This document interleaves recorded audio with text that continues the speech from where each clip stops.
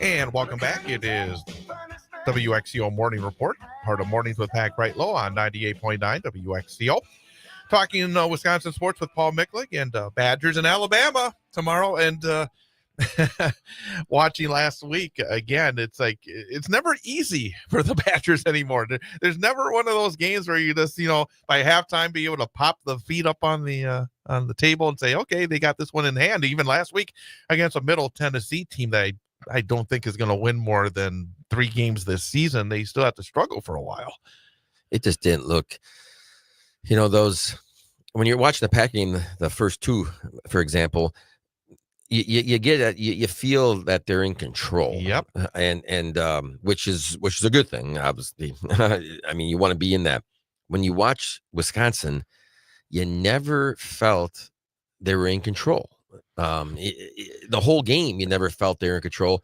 And the concern would be, if you can't control them, who can you control?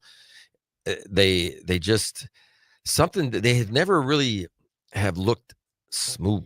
No. And even that, I mean, the first drive, they were being driven right down the field. And it was like some poor calling for Middle Tennessee. And then the Badgers took advantage of a couple of big plays. But this is going to be, I don't see, I mean, I know Alabama struggled against Florida State, but boy, the Badgers are going to have to find a level that we have not seen in order, I think, to be competitive, especially on the road. When's the last time that you're going into a game and go, man, hopefully you don't lose by 35? Because you normally feel like, okay, you can see it. You can see something. Yes. I don't see it here. Do you see anything here? I want to sit here because I am the biggest homer ever in the history of mankind. And I don't see how they're going to be able to stop them defensively, in the air, on the ground, how they're going to be able to run the ball, how they're going to be able to throw the ball, even though the young man's playing pretty good. I mean, he wasn't a starter. O'Neal, yeah. I mean, he started before. So it's not like he's just coming off the street here. He has started at college. Right. And but he's going to have, I don't see guys just running free. I don't see easy passes. I don't see anything. What's going to be there? What are they attacking? It'll be interesting to see what they are. Maybe I wouldn't be great to see him come out there and the first drive and lose even 28-21 or something like that. I think that would be kind of like Oregon great. Last year, where he came in really feeling, whoa, Oregon's the number 1 team in the country, and they actually in many ways outplayed them and gave themselves a chance to win because of the defense. I would say it was the defense. It was not. Yeah, it was not the offense. It was not the, because he got fired the game after that. Yeah, yes, he did. So that would be I would like to see not 13-6. I would like to see 28-21. Right. Just because do good things on both sides. Yes, because then you at least can have balance and complementary. Football everybody talks about. You can have some of that. That would be awesome if they could do that. And, I just don't know.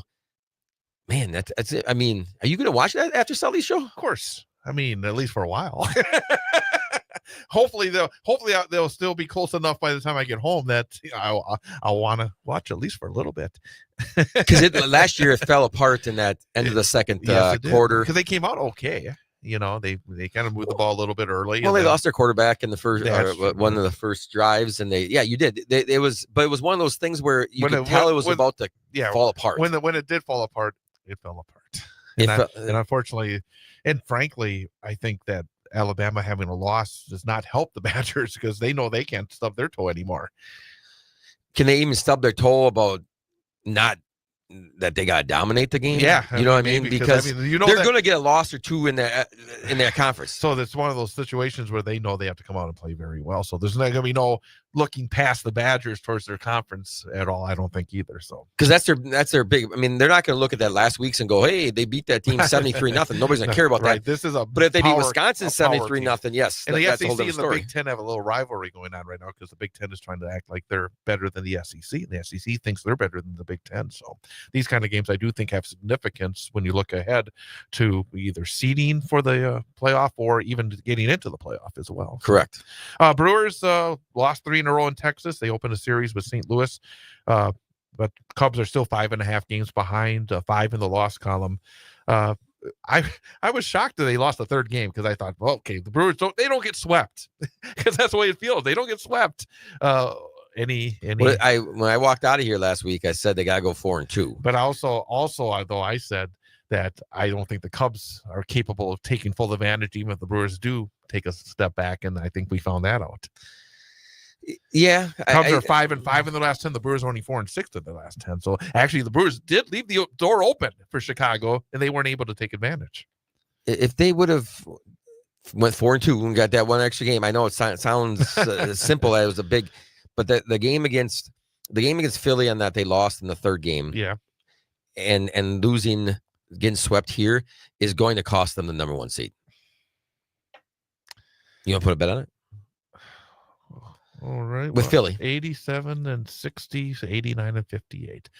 Brewers are get the number 1 seed. Phillies have some injury issues of their own. The Phillies just played their best opponent, though. That was the Mets. Yeah, they swept them. Yeah. Yep. You know, so the Mets are struggling. They might blow their playoff berth, and David Stern's genius is. You want to see? They're not going to blow. They're not that. They're going to blow it. That it's like 2 games ahead now of. Is it Cincy or Cincy and San Fran? Cincy's 1 game back in the loss column, and San Fran's 1 game back in the loss column. So it's becoming interesting. And Cincinnati, guess who they still play? Both the Cubs and the Brewers. Oh, so they got a lot to play for. I'm telling you this right now. They will lose that number 1 seed. All right, we're gonna see. I don't want them to. I know, but your guy last night, 14-0 in the Packers, and you're still looking for. You're always. Never. Hey, what did Matt LaFleur say at halftime? I know. What did he say? We left a lot of points on the. But you're that way. You got that mentality that you want to keep hitting that accelerator, which is a good thing. You know, that's what you got to do. Got to finish. Well, good luck tonight. Thanks, Chad. You guys have a great weekend. We are going to be back the Monday. Ian. Oh, geez, I forgot the number for the day. Well, we're out of time. It's okay. We'll do it Monday. Bye.